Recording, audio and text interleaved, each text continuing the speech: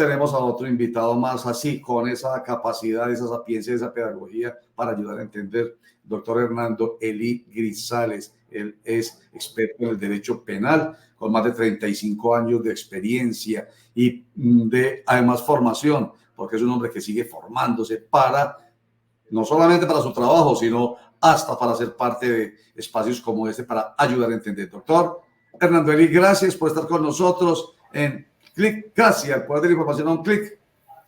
Doctor Roger, buenos días. Nuevamente, gracias por tenerme en cuenta en su prestigioso programa. Aquí estoy. Gracias. Un favorcito para que se vea mejor. Baje un poquitico la tapa del computador. Emúleme. Debería quedar como yo. Permítame, doctor Roger. Yo coloco aquí una cosita que me permita. Listo. Vaya por la cosita para que organice. Y esto tiene que ver con una primera conversación con el doctor Hernando Eli, con los 20 millones de pesos que ofrecieron las autoridades, la policía específicamente, por información que permita la captura de un taxista que atropelló a un niño en la vía Medellín-Bolombolo. Atropella al niño, se va, deja el vehículo, iba con otras personas, deja el vehículo abandonado y se escapa. Es tan tonto, según dicen las autoridades, que dejó los documentos en el vehículo, entonces ya dieron con él. Es una persona que, para acabar de ajustar, tenía la casa por cárcel. En fin, entonces a nosotros se nos presentó aquí la duda. ¿Qué hay allí en el personaje que hace esto, no solamente por haber producido la muerte del niño, homicidio doloso, homicidio culposo y además la omisión de ayuda, de prestar auxilio, que salió y dejó al niño en condiciones lamentables que luego lo llevaron a la pérdida de la vida? Doctor Hernando Eli Grisales ya está con nosotros. ¿Cuál es su opinión al respecto después de la introducción que acabo de hacer? Bueno, sobre ese tema hay bastante tela que cortar. Primero, si esta persona que conducía el vehículo se encontraba privado de la libertad con detención domiciliaria y abandonó el lugar sin la autorización judicial necesaria, perfectamente incurrido en el delito de fuga de presos. Ahora, la conducción de vehículos es una actividad peligrosa. Como peligrosa exige elementales medidas de prevención. Cuando el conductor del vehículo asume el movimiento de tiene que tener en cuenta la posibilidad de producirle un daño a terceros en esa manipulación del vehículo. Si lo deja al azar ese resultado, es decir, excede la velocidad, no toma las medidas elementales de precaución en la circulación, hace adelantamientos en zona prohibida, no respeta la señalización de peatonal, entonces está dejando al azar ese resultado, perfectamente puede cometer un delito de homicidio con dolo eventual porque deja al azar ese resultado. Pero también puede ocurrir que puede ocurrir que cometa el delito de homicidio culposo cuando de manera imprudente confía en evitar un resultado posible por esa manipulación imprudente del vehículo. La gran diferencia entre el dolo eventual es que en el dolo eventual se deja al azar el resultado y en el delito de homicidio culposo con culpa con representación es que se confía imprudentemente en evitar el resultado. Si esta persona previó que excediendo la velocidad y no observando la señalización peatonal que se encontraba en esa zona urbana de Bolombolo, también se le podrá imputar un homicidio culposo a título de con culpa con representación. Bien, no le es imputable el delito de omisión de socorro. Al haber abandonado el lugar, constituye una causal de mayor punibilidad porque hizo más dañoso, hizo más grave la consecuencia de su acción imprudente. Atropella al ciudadano y abandona el lugar. Esta es una situación que genera mayor gravedad en ese lesionamiento. Por lo tanto, configura una causal de mayor punibilidad prevista en el artículo 58 del Código Penal. Ahora bien, alude usted que si de pronto pudo incurrir en la omisión de socorro. La omisión de socorro es un delito autónomo, no concurre con el delito de homicidio. ¿Por qué? Porque es que la omisión de socorro es de aquella persona que no tiene un nexo causal, es decir, ese resultado lesionamiento de una persona no es producto de su acción u omisión. Por lo tanto, el transeúnte que tiene capacidad, pericia, experiencia para auxiliar a una persona y no lo hace, incurre en el delito de omisión de socorro, no así en el causante de ese resultado. Si el resultado fue un homicidio o fue unas lesiones personales, responde por homicidio, por lesiones personales, más no concurre con el delito de omisión de socorro. Doctor Hernando, un saludo muy especial. Buenos Yo días. también acudo a la frase del dicho al hecho hay mucho trecho. ¿Y por qué se lo digo? Porque es que hemos visto muchos casos en el país, lo que pasó, por ejemplo, en Bogotá, donde un conductor atropella, mata a 6 personas. Hemos visto cantidad de accidentes donde se ve que hay responsabilidad del conductor por ir embriagado, bueno, no sé, por no tener una buena revisión técnico-mecánica de su vehículo, pero vemos que no pasa nada. La justicia en este momento, doctor Hernando Elí, digamos, si actúa con prontitud, con justicia frente a estos casos, que es que vemos pocas sanciones frente a estos hechos. Eso es circunstancial, eso depende de la capacidad operativa del personal que acuda a ese escenario. Llámese policía de vigilancia, policía de circulación y tránsito, agentes civiles de tránsito, cualquier autoridad. No hace el recaudo necesario de los elementos de convicción para que un fiscal pueda construir una imputación por un delito en particular derivado de esa acción u omisión que generó esa consecuencia, el lesionamiento o muerte de varias personas dentro de un accidente de tránsito. Entonces, no es que no se vea la acción judicial del Estado por negligencia de los señores fiscales, es porque muchas veces quien hace acopio de los medios de conocimiento no lo hace con la técnica necesaria que exige el Código de Procedimiento Penal. Me explico.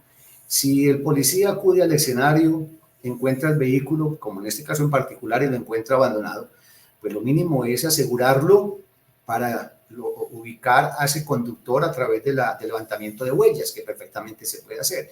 Pero el policía de pueblo no tiene esa capacidad técnica, no tiene esa disponibilidad logística para hacer un levantamiento de huellas. Entonces simplemente asegura el vehículo, lo lleva a un parqueadero y allí lo deja y le pasa el informe al señor fiscal.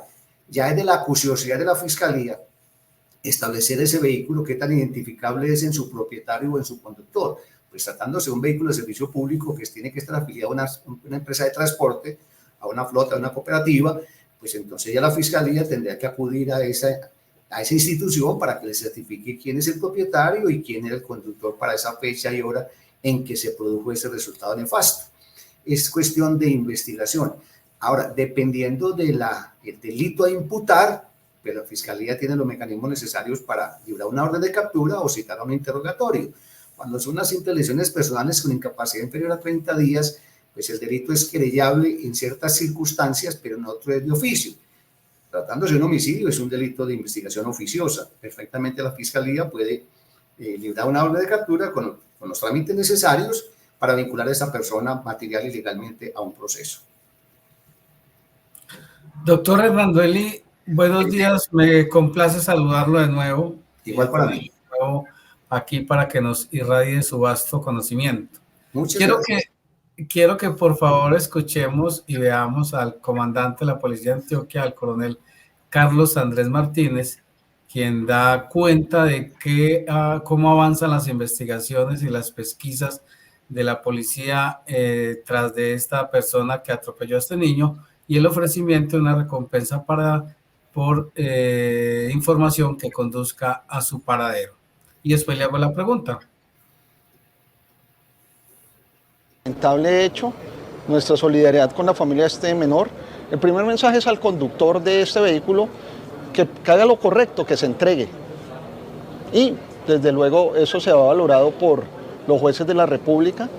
Y lo segundo, que si no se entrega, pues va a ser capturado por la Policía Nacional. Estamos en un proceso de búsqueda. Entonces ya apareció la persona que indica ser el propietario del vehículo. Entonces lo que indica es que era un vehículo de alquiler. Y desde luego el compromiso en justicia, el compromiso en la memoria de este menor y de los otros menores para que otras personas, para que no sean víctimas de personas que no cumplen las normas de tránsito y por el contrario las violan, es la ubicación de esta persona. ¿Hay recompensa o algo? Sí, un tema muy importante. El señor gobernador de Antioquia ha estado muy atento a este caso. Él indicó una recompensa hasta 20 millones de pesos por la persona o por quien pueda dar información de la ubicación de esta persona, que es públicamente conocida la identidad de quien iba conduciendo el vehículo. Es decir, ya hay plena identificación de la persona que posiblemente haya sido la causante de este accidente. Pero la pregunta mía concreta, doctor, es, ¿ese acto que está pidiendo la policía de entrega tapa el acto de la huida? No, para nada, para nada. Es una situación que en un momento dado, al momento de dosificar la pena, el juez lo podrá tener en cuenta, porque en criterios de dosificación de la pena, los jueces tienen en cuenta si la persona vinculada al proceso tiene antecedentes judiciales, si confesó, si se allanó a cargos, si hizo en una presentación voluntaria. Ahora, lo que alude el señor coronel respecto a que lo están buscando, eso es lo que facilita los errores policiales que a futuro generan crítica frente a nuestros señores jueces. Me explico. Asumamos que esta persona ya está identificada, como así lo sostiene el señor comandante, y un cuerpo de policía de cualquier municipio o aquí en la ciudad lo ubica y lo captura. Pero es que esa captura tiene que contar con un elemento sustancial que se tiene que cumplir a cabalidad, y es que exista una orden de captura. ¿Por qué? Porque ya no hay situación de flagrancia. Esa persona no está siendo capturada en el momento de la ejecución del hecho, ni por voces de auxilio, ni por persecución. Si hacen esa captura sin esa orden judicial y lo dejan a disposición, pues el señor fiscal tiene la facultad de dejarlo en libertad de inmediato porque no fue capturado con orden legítima de captura. Pero asumamos que el señor fiscal, por cuestiones emotivas o por desconocimiento, convoca una audiencia ante el juez de control de garantías para legalizar la captura. El juez de control de garantías, con la suficiente experiencia y conocimiento, va a declarar ilegal esa captura porque no está precedida de una orden legítima de captura. Por eso es que la ciudadanía termina criticando a nuestros jueces cuando una persona es dejada a disposición y dejada en libertad. Es que la vinculación a un proceso tiene requisitos formales, y dentro de esos requisitos formales es que la captura se haya cumplido con los requisitos de ley, y uno de esos requisitos es o situación de flagrancia o porque haya sido expedida una orden de captura en su contra. Si esta persona no tiene esa orden de captura, por más que la policía ya lo tenga identificado, no lo podrá capturar.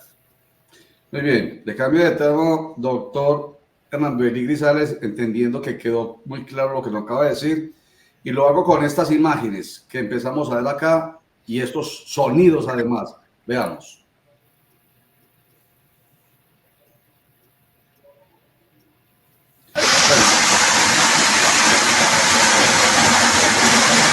¡Suba, suba! ¡Hey!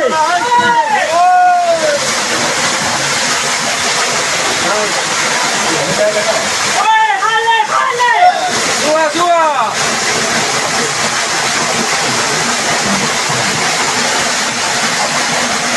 Tenemos compañeros allá. 4 compañeros se quedaron. 4. Ya.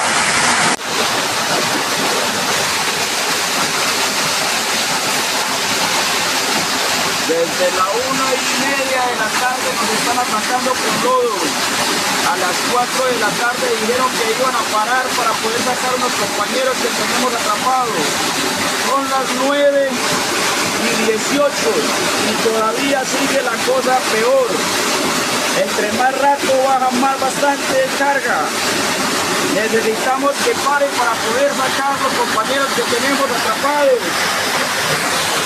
Mire, señores, cómo está esto.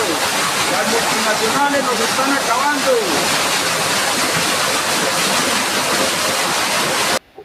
¿Qué está pasando ahí? Resulta que estos muchachos que están subiendo ahí pidiendo ayuda es lo que llaman machuqueros. Ellos son mineros informales que trabajan en estos socavones o que de Muriticá.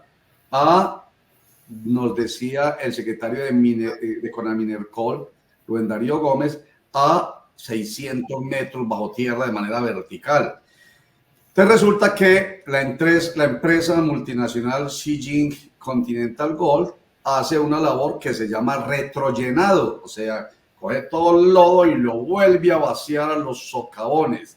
Se supone, según están diciendo allí y según nos ha dicho Rubén Darío Gómez, que saben que allí existen o hay presencia de machuqueros. Algunos de ellos mueren, por supuesto, como supuestamente nos lo ha planteado el mismo Rubén Darío Gómez, y han dicho algunos de estos machuqueros o mineros informales. La pregunta, doctor Hernando Eli Grisales, es ¿Hay algún homicidio? ¿Puede constituir homicidio por parte de la empresa o de quien, en representante de la empresa, hace esta actividad de retrollenado a sabiendas de que puede matar allí a muchas personas que están metidas allá adentro? Sí, señor, sin caer en la temeridad, indudablemente estamos en presencia de un homicidio cometido con dolo eventual.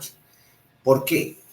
Porque es un hecho notorio y público en el sector donde está ubicada esta empresa explotadora de la minería de oro, que existen los famosos machuqueros, que son personas que sin contar con un título minero aprovechan de quien sí lo tiene para pegársele a esa explotación.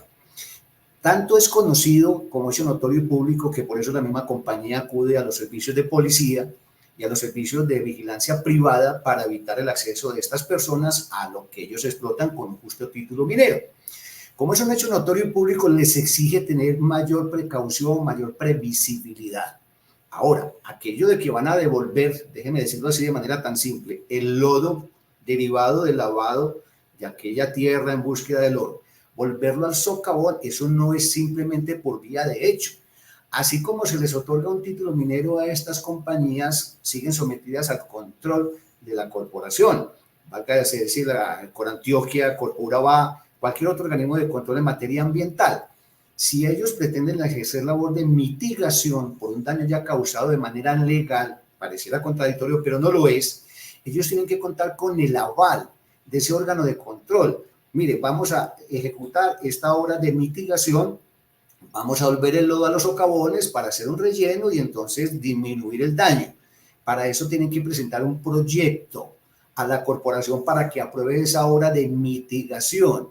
Y sin esa aprobación asumen las consecuencias de esa mitigación. Pareciera que en principio es de buena fe, pero yo lo veo más de mala fe que de buena, para que entonces no se produzcan resultados como el que nos ocupa, la muerte de varias personas. Diferente es que a esa mina nunca hubiera accedido un artesanal, el minero informal, el que no tiene el justo título, y ellos ya vinieran ejecutando esa labor de mitigación de manera permanente. Pero si somos sensatos, y eso nunca ha sido de conocimiento público, de que se haga esa obra de mitigación. A mí me parece que hay un dolo directo, aunque en estricto derecho es un dolo eventual, porque se está haciendo más como un medio de disuasión para que aquellas personas no sigan invadiendo las minas legítimamente explotadas con justo título de minería por la empresa. Conclusión, para mí es un homicidio en situación de dolo eventual porque dejaron al azar el resultado de vaciar ese lodo a esos socavones a sabiendas que allí permanentemente están personas llamadas machuqueros o mineros informales valiéndose de ese justo título que ellos tienen como empresa.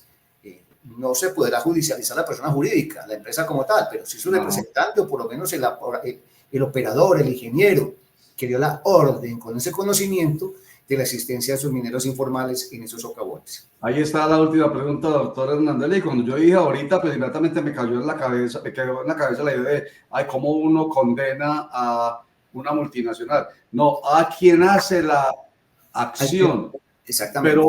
Pero él tiene una orden, o sea, él puede decir, qué pena, doctor Hernández, pero es que a mí me dieron la orden, ¿yo qué hago? Además, no. Que uno tiene que ver conocimiento de eso.